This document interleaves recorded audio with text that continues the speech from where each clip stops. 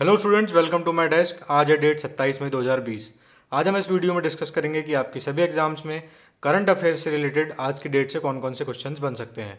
तो pen paper on कर लीजिए और वीडियो को अंत तक देखिए ताकि आपका कोई भी इंपॉर्टेंट फैक्ट मिस ना हो। आपकी पहली अपडेट है आज की। हाल ही में तमिलनाडु में खोजी गई पुंटियस प्रजाति की मछली का नाम क्या रखा गया है? पुंटियस सियामीस, पुंटियस कॉमन कॉर्प, पुंटियस सैंक्टिस या पुंटियस ग्लोबफिश। आपका राइट ऑप्शन है पुंटियस सैंक्टिस। देखिए, तमिलनाडु के वेलनकन्नी में हाल ही में एक पुंटियस सैंक्टिस प्रजाति की एक मछली खोजी गई है। यह मछली सामान्यतः ताजे पानी की एक छोटी मछली की एक प्रजाति है। पुंटियस प्रजाति वहाँ पर पहले से इस प्रजाति की मछलियाँ पाई जाती हैं केरल और तमिलनाडु में। केरल में इसे स्थानीय भाषा में पाराल और तमिलनाडु में इसे केंडे कहा जाता था।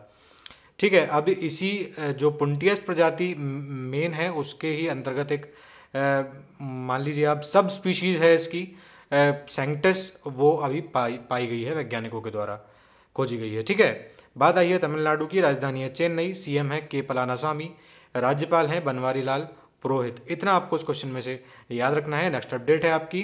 प्रवासियों के रियल टाइम मूवमेंट को ट्रैक करने के लिए एक जीआईएस इनेबल्ड प्लेटफॉर्म का नाम क्या रखा गया है? आपके ऑप्शन है COAST, GIS, MOV, India tracker या COV मूवमेंट।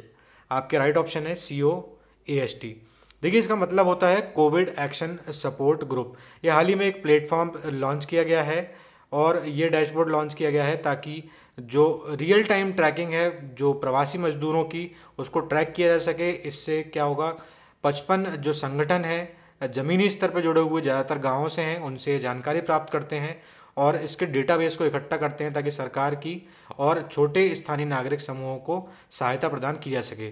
जहां से इसमें प्रवासी गुजरेंगे, नक्शा उस क्षेत्र के समय और स्थानिक डेटा से मेल खाएगा और क्षेत्र में प्रशासनिक सुविधाएं जो होंगी, परिवहन होगा, स्वास्थ्य सुविधाएं इत्यादि जो होंगी, उनको लिस्ट किया जाएगा इसमें। ठीक है, नेक्स्ट क्वेश्चन जो आपका है इसमें, हाल ही में प्रकाशित रिपोर्टों के अनुसार विगत 200 वर्षों में पृथ्वी की चुंबकीय शक्ति में कितने प्रतिशत की कमी आई है? आपके ऑप्शंस हैं लगभग 5%, लगभग 10%, लगभग 15% या लगभग 20%। आपका राइट ऑप्शन है इसमें लगभग 10%। देखिए, हाल ही में वैज्ञानिकों ने ऐसा शोध किया है कि पृथ्वी की जो चुंबकीय क्षेत्र है उसमें लगातार कमी आती गई है और 2 शतकों में लगभग या 200 वर्षों में लगभग 10% की इसमें कमी आई है और अफ्रीका और दक्षिण अमेरिका के ऊपरी भागों में यह कमी स्पेसिफिक तौर पे देखने में मिली है। जो यूरोपियन स्पेस एजेंसी है उनका एक सैटेलाइट है स्वार्म, उसके द्वारा ये जानकारी मिली है और उन्होंने इसे साउथ अटलांटिक एनामोली का नाम दिया है। ठीक है, तो अब बात करते हैं कि रेडिएशन का इससे खतरा बढ़ गया है। धरती की चुंबकीय शक्ति खत्म होने से रेडिएशन का खतरा बढ़ जाता है क्योंकि इसी शक्ति की वजह से हम अंतरिक्ष से आने वाली रेडिएशन से बच सकते हैं। मगर पृथ्वी की ताकत रेडिएशन मतलब जो चुंबकीय ताकत कम होने से क्या होगा कि सीधा रेडिएशन यहाँ पर आएगा जिससे कि मानव को संभवतः कुछ नुकसान हो सकते हैं। इससे सैटेलाइट्स में खराबी आ सकती है, मोबाइल फोन्स, चैनल इत्यादि हैं, उपग्रह जो हैं, सैटेलाइट सिस्टम फेल हो सकते हैं और विमानों में भी तकनीकी खराबी इससे आ सकती है। तो इस क्वेश्चन को आप इतना इसमें से याद रखेंगे। नेक्स्ट अपडेट है आपकी इसमें, कैंपा फंड का संबंध इनमें से किस क्षेत्र से है?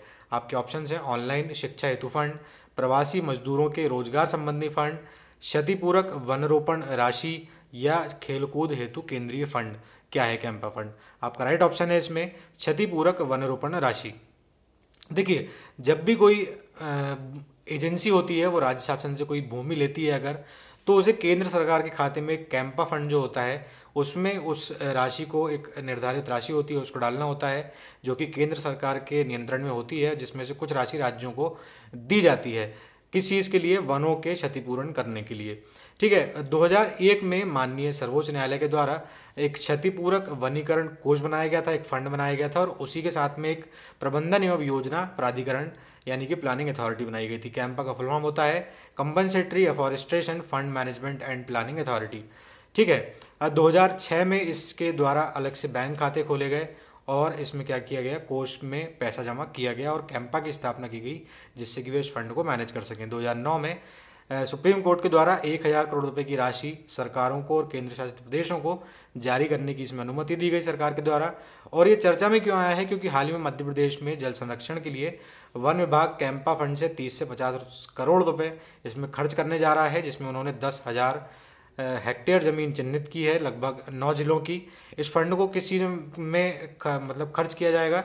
वाटर शेड है, स्टॉपेज डैम बनाने में, पौधारोपण करने में, कुआं बावड़ी इत्यादि का जल स्तर बढ़ाने में इस फंड को खर्च किया जाएगा। इतना आपको ये सब इसमें से याद रखना है। नेक्स्ट अपडेट है आपकी आज की, आचार्य जगदीश चंद्र बोस बॉटनिकल गार्डन, भारतीय बॉटनिकल गार्डन कहाँ है? आपके ऑप्शन हैं उड़ीसा, पश्चिम बंगाल, झारखंड या तेलंगाना। आपका राइट ऑप्शन है इसमें पश्चिम बंगाल, कोलकाता में। देखिए ये चर्चा में क्यों रहा है, क्योंकि हाल ही में आया जो अम्फान तूफान ने पश्चिम बंगाल में भारी तबाही मचाई है, तो इसी बॉटनिकल गार्डन में जो जगदीश चंद्र बोस भारतीय बॉटनिकल गार्डन है उसमें वनस्पतियों को बड़े पैमाने पर इसमें क्षति पहुंचाई है। इस बॉटनिकल गार्डन का जो पुराना नाम था वो था भारतीय बॉटनिकल गार्डन या कलकत्ता बॉटनिकल गार्डन। कहाँ पर स्थित है? शिवपुर, हावड़ा में स्थित है और पर्यावरण एवं वन मंत्रालय के भारतीय वनस्पति सर्वेक्षण के तहत ये काम करता है अंतर्गत, और 1786 में इसकी स्थापना हुई थी। इतना सब आपको इस प्रश्न में से याद रखना है। नेक्स्ट अपडेट है आज की आपकी, किस राज्य सरकार द्वारा सबको मिलेगा रोजगार योजना प्रारंभ की गई है? आपके ऑप्शन है उत्तर प्रदेश, बिहार, दिल्ली या मध्य प्रदेश। आपका राइट ऑप्शन है इसमें मध्य प्रदेश। देखिए मध्य प्रदेश में प्रवासी मजदूरों को रोजगार मुहैया कराने के लिए मध्य प्रदेश सरकार ने कोई नहीं होगा बेरोजगार, सबको मिलेगा रोजगार योजना ये शुरू की जा रही है, और मुख्यमंत्री जो शिवराज सिंह चौहान जी हैं उनके द्वारा हाल ही में इसकी आधिकारिक घोषणा भी की गई है। ठीक है, नेक्स्ट अपडेट है आज की आपकी, हाल ही में भारतीय विवाद समाधान केंद्र का उद्घाटन किसके द्वारा किया गया है? आपका ऑप्शंस हैं ए के Sikri, justice Chelameswar, T S Thakur या एस ए बोबड़े। देखिए आपका राइट ऑप्शन है इसमें ए के सीकरी।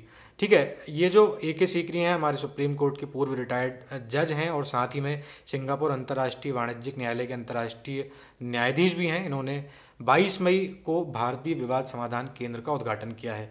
यह विवाद केंद्र क्या करेगा? राष्ट्रीय एवं अंतर्राष्ट्रीय स्तर पर जो भी व्यापारिक मसले होते हैं उनको सुलझाने के लिए यह एक वैकल्पिक विवाद समाधान केंद्र के तौर पर काम करेगा भारत में। इसमें जो ई पंच निर्णय होंगे, ई मध्यस्थता होगी, ई समाधान पोर्टल होगा, मतलब कि ऑनलाइन माध्यम से ही सारी चीज़ें की जाएंगी और कागज रहित विवाद के समाधान का माहौल इससे प्रदान किया जाएगा। इसके पैनल जो होगा, पैनल में सुप्रीम कोर्ट के पूर्व जज होंगे, उच्च न्यायालयों के न्यायाधीश होंगे, वरिष्ठ अधिवक्ता होंगे, पूर्व नौकरशाह, सीए, आर्किटेक्ट, कॉरपोरेट लीडर्स इत्यादि इसमें शामिल होंगे। ठीक है, इसका मुख्यालय जो होगा दिल्ली के कनॉट प्लेस क्षेत्र में होगा और समय पर अलग अलग जो भी रणनीतिक वाणिज्यिक स्थानों पर केंद्र बनाए जा सकेंगे। ठीक है, इतना सब आपको इस क्वेश्चन में से याद रखना है। नेक्स्ट अपडेट है आपकी आज की, हाल ही में UN military gender advocate of the year का अवार्ड के लिए किसे चुना गया है? आपके ऑप्शन हैं भारती खेवनिया, कौशल विकास सिंवर या सुमन गवनी या प्रतिभा चंद्रचूड़। ठीक है, आपका राइट ऑप्शन है इसमें सुमन गवनी। देखिए संयुक्त राष्ट्र की ओर से दक्षिण सूडान में संयुक्त राष्ट्र के मिशन में काम कर रही थी, भारतीय आर्मी ऑफिसर हैं सुमन गवनी। इन्हें ब्राज़ील की एक महिला कमांडर हैं कार्ला मोंटेरो डे कास्ट्रो अराउजो के साथ में इन्हें यह सम्मान दिया जा रहा है 2019 वर्ष के लिए। जो यूएन के महासचिव हैं एंटोनियो गुटरेस, उन्होंने बताया है कि इन दोनों ने अपने कामों के जरिए लोगों के बीच विश्वास जगाने का काम किया है और दोनों ब्लू हेलमेट्स के लिए प्रेरणा है। ब्लू हेलमेट्स आपको बता दूं संयुक्त राष्ट्र के सैनिकों को कहा जाता है। ठीक है, इतना आपको इस क्वेश्चन में से याद रखना है। नेक्स्ट अपडेट है आज की आपकी, चंबा सुरंग कहाँ है जिसका उद्घाटन हाल ही में नितिन गडकरी द्वारा किया गया है? आपके ऑप्शन हैं जम्मू कश्मीर, अरुणाचल प्रदेश, उत्तराखंड या बिहार। आपका राइट ऑप्शन है इसमें उत्तराखंड में। देखिए केंद्रीय सड़क परिवहन एवं राजमार्ग मंत्री हमारे नितिन गडकरी, उन्होंने उत्तराखंड में 4 धाम सड़क परियोजना जो चलाई जा रही है टिहरी जिले के चंबा में 440 मीटर लंबी सुरंग का भी हाल ही में उद्घाटन किया है।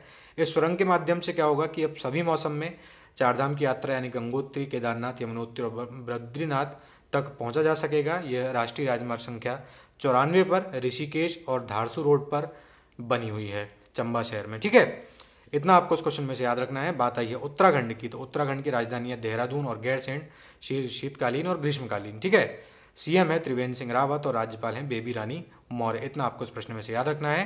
नेक्स्ट अपडेट है आज की, हाल ही में जेमी हैम्पटन ने संन्यास की घोषणा की है, वे किस खेल से संबंधित हैं? आपके ऑप्शन हैं बैडमिंटन, टेनिस, क्रिकेट या गोल्फ।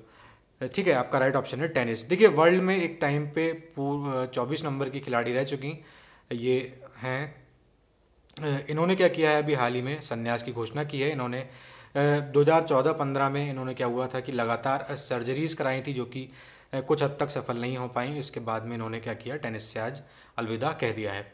ठीक है, इतना आपको इस प्रश्न में से याद रखना है। अब चलते हैं उस क्वेश्चन की तरफ जो आपको दिया गया था आपका। हाल ही में किस राज्य सरकार ने एस्मा लागू कर राज्य में हड़ताल पर 6 माह की रोक लगा दी है? आपके ऑप्शंस थे दिल्ली, उत्तर प्रदेश, बिहार या हरियाणा। देखिए आपका राइट ऑप्शन था इसमें उत्तर प्रदेश। कई स्टूडेंट्स के ने इसका आंसर बिल्कुल एकदम सही लिखा है और डिटेल में लिखा है। ठीक है, तो मैं आज आपसे फिर से एक बार कहूँगा कि आप जब भी अपना प्रश्न को डिटेल में लिखा करें, जब भी लिखा करें तो उससे क्या होगा कि आप कोई भी चीज़ दोबारा से फिर भूलेंगे नहीं। आज का प्रश्न है आपके लिए, हाल ही में किस देश के द्वारा मानव रहित ड्रोन हेलीकॉप्टर का परीक्षण किया गया है? आपके आज के ऑप्शंस हैं जापान, चीन, अमेरिका या रूस। ठीक है, आज के वीडियो में दोस्तों बस इतना ही। अगर आपको वीडियो अच्छा लगा तो आप उसे लाइक कर सकते हैं। अगर वीडियो अच्छा नहीं लगा तो आप हमें कमेंट बॉक्स में अपने सुझाव दे सकते हैं। वीडियो को जितना हो सके शेयर कीजिए और चैनल को सब्सक्राइब करना मत भूलिए। धन्यवाद।